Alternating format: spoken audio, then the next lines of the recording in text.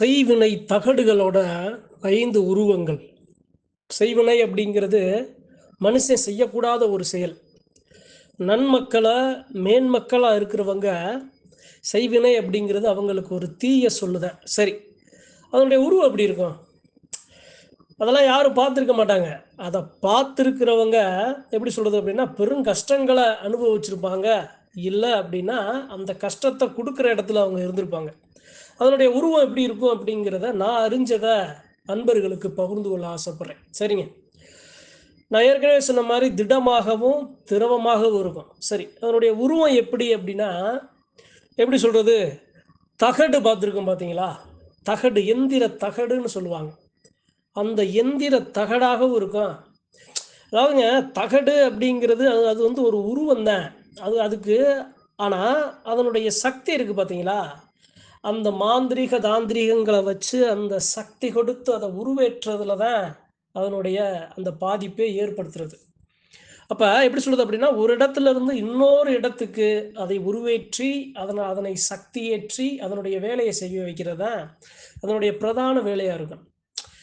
ஒரு பொருள போட்ட உடனே அது வந்து அது அதனுடைய வேலைய காட்டிறாது. அத பின்னாடி இருந்து இயக்குற அந்த சக்தி இருக்குல்ல, அதுல தான் அந்த செய்வினையானது வேலை செய்யும். எப்படி சொல்றது அப்படின்னா, எப்படி ஒரு வலைய வீசி மீன் பிடிக்கிறோம் பார்த்தீங்களா? அது மாரி தான். அந்த பொருள அந்த இடத்துல போட்டதுக்கப்புறம் அத இயங்கச் செய்றது, செயல்படச் செய்றது, அது வளர வளர அந்த இடத்துல இருக்கிற அந்த எதிர்மறை சக்திகளோட ஆதிக்கம் கூடி, அங்க இருக்கிற வளர்ச்சி, அதே சமயம் அங்க இருக்கிற கஷ்டங்களையும், கருமாயங்களையும், கண்ணீரையும் தனக்கு இரையாக்கி, அந்த செயல அது வெற்றிகரமா முடிக்கும். சரிங்க. தகடு. இது ஒண்ணு. இன்னொன்னு என்ன அப்படின்னா, காகிதம் இருக்கு பார்த்தீங்களா? காகிதத்துல உருவப்படம். எது மாதிரி உருவப்படம்? அந்த காரியங்களுக்கேற்ப, அந்த செயல்களுக்கேற்ப அந்த உருவப்படம், அதே சமயம் அதனுடைய நோக்கத்த எழுத்தால எழுதி காகிதமாகவும் அந்த இடத்துல அது இயங்கும், அது செயல்படும். சரிங்க. இது 2. 3வது என்ன அப்டின்னா, நாம இந்த தெய்வங்களுக்கு ஒரு சில டாலர்கள்லாம் போடுவோம் பார்த்தீங்களா? எப்படி சொல்றது அப்டின்னா, முருகன் டாலரு, ஐயப்பன் டாலரு, இது போன்ற காளி டாலரு, இது போன்ற அந்த டாலரோட உருவம் இருக்கு பார்த்தீங்களா? அந்த உருவத்தில அந்த சாமி இருக்காது. சத்தியமான தெய்வங்கள் எதுவுமே இருக்காது. அதுக்குன்னே அத உருவாக்கி, அதன் மூலியமாக அதன் உருவத்த, அதனுடைய செய்யிற அந்த செயல செய்யிற ஒரு பொருளா அந்த இடத்துல மாறிடும். இது 3. இது இல்லாம எப்படி சொல்றது அப்படின்னா, இந்த தாயத்துன்னு சொல்லுவாங்க. இடுப்புல கட்டுற தாயத்தாவும் இருக்கும். கையில கட்டுற தாயத்தா இருக்கும். அந்த கை மணிக்கட்டுல கட்டுறதா இருக்கும். அது மேல அந்த கையில அந்த கட்டுறதாக இருக்கும். கழுத்துல போடுறதாவும் இருக்கும்.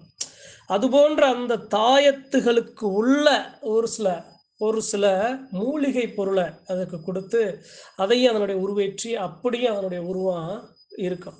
சரிங்க. இது 4. இது இல்லாம பொன்னாலையும், வெள்ளியாலையும், ஈயத்தாலையும், ஐம்பொன்னாலையும் ஆன ஒரு பொருள். இந்த 5 தான் நான் அறிஞ்ச என்னுடைய தனிப்பட்ட கருத்து தான்.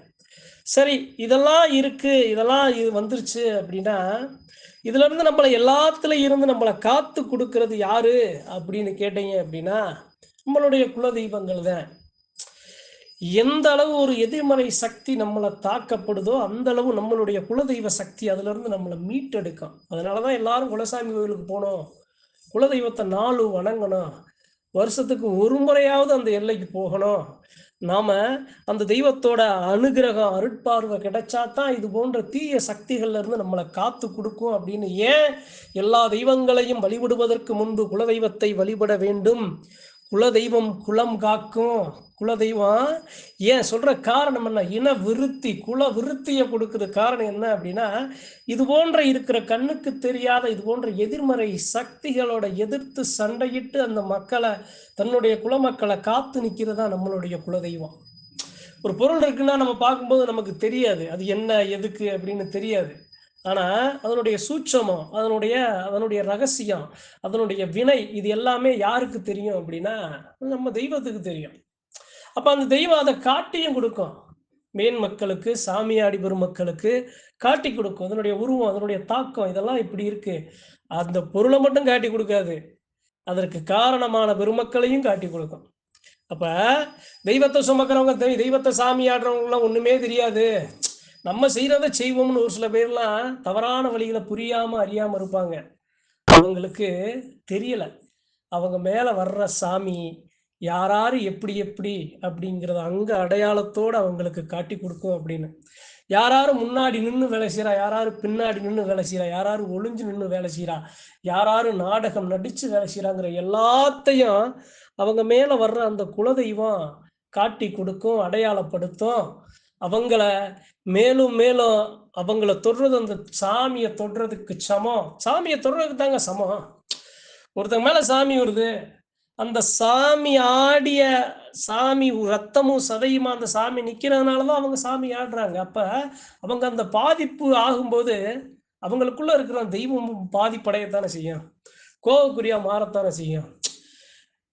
ஏன் இப்ப நாம அந்த அன்றைய காலங்களை வச்சு நாம பார்க்கும்போது இன்றைய காலங்கள்ல அந்த தெய்வ மனுஷன் மேல வந்து பேசுற அந்த தெய்வ சக்தியோட எண்ணிக்கை ஏன் குறையது காரணம்னா இதுதான். தெய்வமே கோபமா இப்பேற்பட்ட ஏன்னா கலிகாலம்னு ஏன் சொல்றாங்க? ஏன்னா இந்த ஒரு சில நேரங்கள்ல ஒரு சில இடங்கள்ல அந்த மக்களோட மனநிலை, அவர்கள் அவங்க பார்க்கிற பார்வை, அவங்க புரிஞ்சுக்கிற அந்த தவறான தன்மை, அந்த செயல்படுற விதம், அந்த பழி பாவ செயல், இது எல்லாத்தையுமே அது என்ன ஆகுது அப்படின்னா, இது போன்ற மக்களுக்கு நாம இருக்கமா இல்லையான்னு ஏன்டா காட்சி கொடுக்கணும்னு ஒதுங்கி ஓடி விலகி கை கட்டி காய் கட்டி கால் கட்டி வாய் கட்டி நின்னுக்கிறோம்.